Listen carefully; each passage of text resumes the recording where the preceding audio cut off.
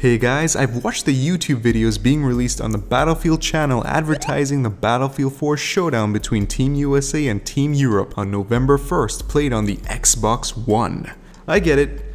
This is Microsoft marketing in full swing, making sure that both Call of Duty Ghosts and Battlefield 4 are highlighted on their console, but I question EA's decision on this. Why limit your tournament to only one system? This showdown should be on the PS4 and the PC as well. My reasoning for this might be a little biased, as I'd love to watch Sergeant Enigma vs Treddy on a PC showdown, but I'd argue advertising on all systems might be more beneficial to EA in the long run, unless Microsoft paid them extremely well. Hopefully we will see more showdowns on other systems at a later time. One of the worst online gaming services available, Games for Windows Live, is closing down July 1st, 2014. Considering Microsoft's lackluster PC gaming support since the unveiling of the original Xbox, I wasn't surprised by this news. Now, this information has been out for 2 months, but the effects of this closure have just been felt by me and many people on the Steam community as of last week. Steam is taking control of the verification and update services for Batman Arkham City and Arkham Asylum previously provided by Game for Windows Live. And I quote from a Steam announcement, "Unfortunately, you will not be able to continue playing from your current save. You will need to start a new game." For some, this is an understandable disappointment, although a few persons have already provided a workaround for this save game issue on the Steam forums. Others, like myself, currently can't play Arkham City because every time I try to launch the game, I am prompted to provide a serial code, and I don't see any currently provided in my Steam library.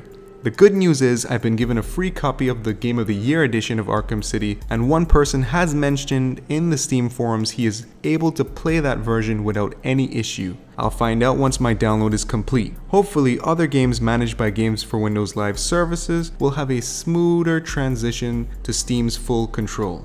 Last week, Kotaku released an article titled "PlayStation 4 will cost $1,850 in Brazil." That's US dollars, and that is a $1,451 US price difference from the North American cost of the next-gen console. The focus on this should be brought into the entire Central and South American region because other countries in these areas have to pay outrageous prices from local retailers for electronic products like game consoles. In Belize, I recently saw a Wii, not a Wii U, still being sold for 900 BZD, which is equivalent to $450 US. That's $50 US more than a PS4 on launch day, and $150 US more than a deluxe version of Nintendo's latest console. Something should be done to get gaming products sold at a cheaper price in these regions and possibly garner more in-country retail sales, but I'm not sure what that is at this point. Maybe you guys have some suggestions that you could leave in the comment section below. Lastly,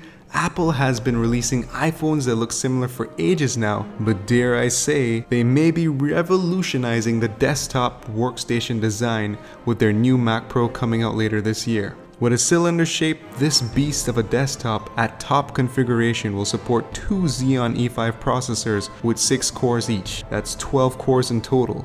The new Pro rocks dual AMD Fire Pro workstation GPUs that have 6 GB of dedicated video RAM. No specification on how much gigabytes of memory is supported, but the memory bandwidth is shown at 60 GB per second. And while it is awesome that they are using extremely fast PCI Express flash storage versus SATA SSD or HDD, I'd like to know how much storage space is actually going to be provided with the Pro.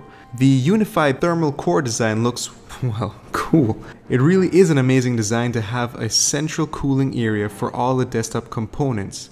It seems supported input-output connections are 4 USB 3.0 ports, 6 Thunderbolt 2 ports, 2 GB Ethernet ports, and the new Pro supports HDMI 1.4, where you can have 3 4K displays hooked up to this desktop. The Pro also supports new wireless standard 802.11 AC, which according to TrustedReviews.com has a real-world performance of 2.5 times faster than wireless end devices. All these powerful specs are crammed into a device that is only 9.9 inches tall and has a 6.6-inch diameter. No word on pricing yet, but considering the current 12-core Mac Pros cost $3,799 US, you can bet these new models will not be cheap. Well, that's it for my first episode of 5 Minute News, where I share news that matters to me in 5 minutes or less. If you like this video, please click that like button. Constructive comments are appreciated. That's it for now. I'm out. But what makes a mature video game good? Is it realistic graphics? Is it a dark story? Is it the blood and intense violence displayed? Is it the use of strong language or strong sexual content? Is it all of those things combined? What represents maturity to you as a player of these types of games?